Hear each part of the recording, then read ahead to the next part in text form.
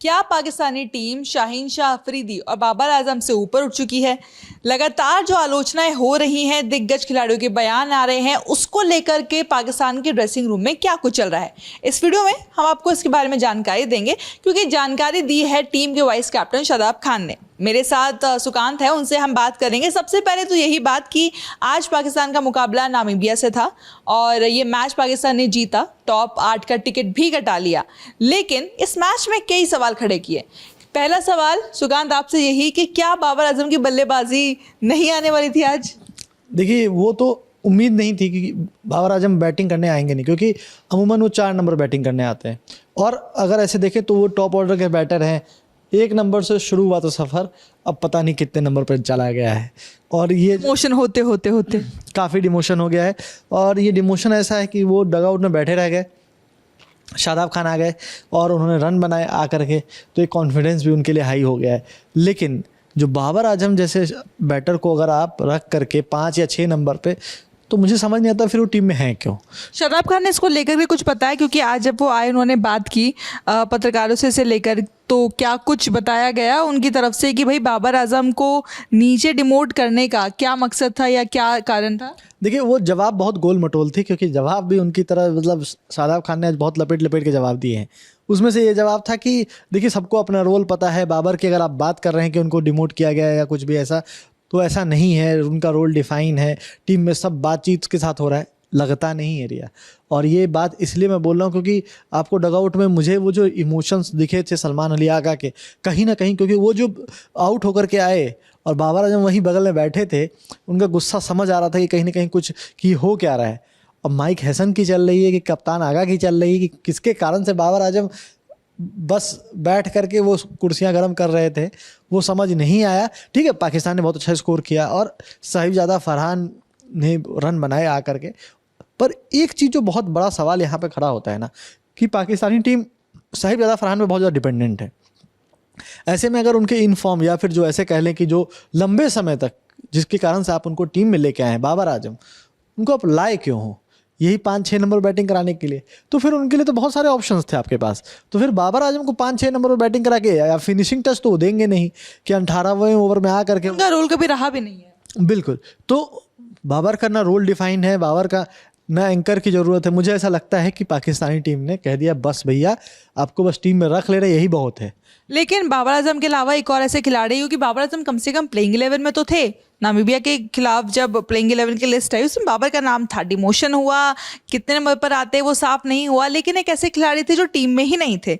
हम बात कर रहे हैं पाकिस्तान के प्रीमियम पेसर की, और वो नाम है शाहीन शाह अफरीदी। शाहीन शाह अफरीदी को लेकर के भी क्या शादाब खान ने कुछ बयान दिया? क्योंकि मुझे लगता है कि उनसे सवाल किया गया था और बड़ा ही, आप कह सकते हैं, डिप्लोमेटिक जवाब दिया है उन्होंने इस बात का। देखिए, जो जवाब उनके थे वो सारे डिप्लोमेटिक ही थे, और वो जवाब ऐसे थे कि मतलब हाँ ठीक है, हमारी टीम में सबके रोल डिफाइन है और कोई ऐसा नहीं कि किसी को ड्रॉप किया जा रहा है या कि हमें ज़रूरत के हिसाब से देखते हैं, हम उसके हिसाब से खिलाते हैं। उन्होंने ये भी कहा शायद उस प्रेस कॉन्फ्रेंस में कि किसी को भी इस बात को दिल पे लेने की जरूरत नहीं है। तो आपको लगता है वो शाहीन शाह अफरीदी की तरफ भी था इशारा? हाँ बिल्कुल, क्योंकि दिल पे लेने की ज़रूरत नहीं है। मतलब आप ये बता रहे हो कि दिल पे वो ले चुके हैं, आप डायरेक्टली ये नहीं बोलते हो ना कि दिल पे ले चुके हैं।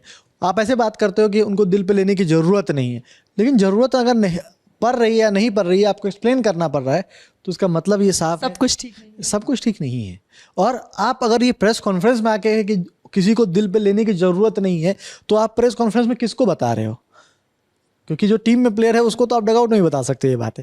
तो कहीं ना कहीं वो चीज़ें साफ नज़र आ रही हैं। और शाहीन शाह अफरीदी प्रीमियम अब रहे कि नहीं रहे वो मुझे नहीं पता, क्योंकि जो भारत वाले मैच में हुआ है, 2 ओवर उनको दिए गए और वो भी इस तरह से कि मतलब यार दे दो, मतलब 1 सेकेंड ओवर में दिया, बहुत पिट गए, तो फिर हुआ कि यार लास्ट ओवर में अब पेसर को देना चाहिए तो दे देते हैं, लेकिन वहाँ पे भी वो सिक्का नहीं जमा।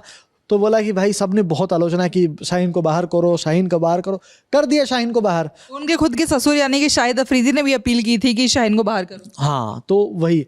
और देखिए सुन ली उनकी। हाँ, तो ऐसे तो इस टीम में कई सारे हैं, जैसे शादाब खान भी अगर बोल तो शकील मुश्ताक के वो दामाद लगते हैं। तो मतलब ये कल्चर वहाँ बहुत अच्छा है कि मतलब उस तरह से कि टीम में बहुत सारे ऐसे प्लेयर्स हैं जो कि बहुत सारे रिलेटिव हैं पूर्व क्रिकेटर्स के। लेकिन इस बार पहली बार ऐसा हुआ है कि जब हार के बाद बर्दाश्त से बाहर हो गया, सारे रिलेटिव्स भी बाज आ गया कि इनको बाहर कर दो भाई। लेकिन शादाब खान से ये सवाल भी पूछा गया क्योंकि टीम इंडिया से मिली हार के बाद चाहे वो शोएब अख्तर हो, चाहे वो शाहिद अफरीदी हो, चाहे वो कोई और पूर्व खिलाड़ी हो, सब ने बहुत ज़्यादा शिकायतें की पाकिस्तानी टीम की, बहुत निराशा जाहिर की कि ऐसे कैसे आप हार सकते हैं, लगातार कैसे हार सकते हैं, आपका स्टैंडर्ड बहुत गिर गया है।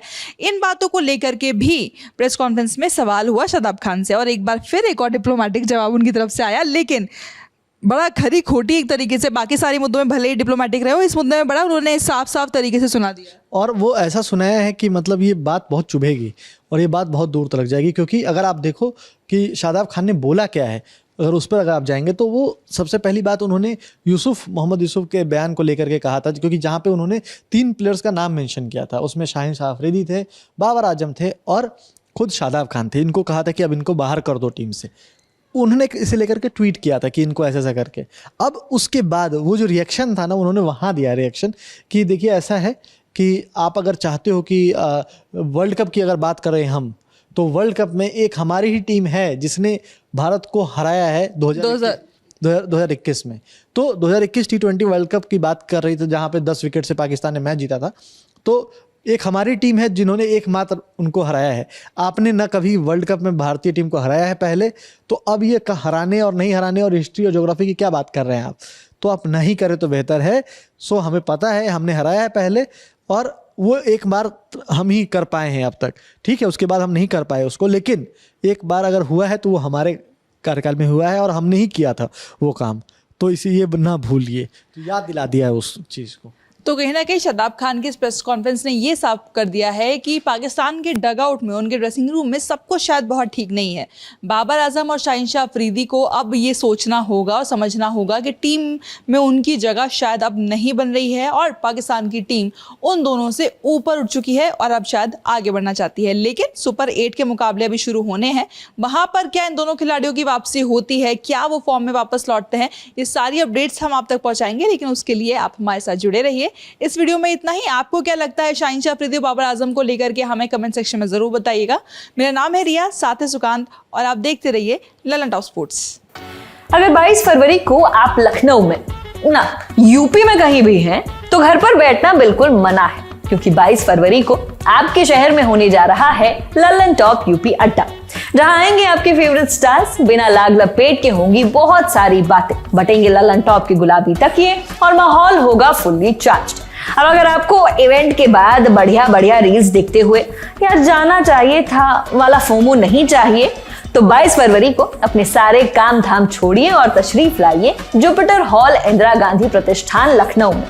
एंट्री सुबह 11 बजे से, रजिस्ट्रेशन बिल्कुल फ्री फ्री फ्री, एंट्री भी फ्री, मगर वाइब प्रीमियम, मौज की गारंटी हमारी। बस जाइए thelalantop.com पर, बैनर पर कीजिए क्लिक और अभी कीजिए रजिस्ट्रेशन। तो मुस्कुराते हुए मिलते हैं लखनऊ में।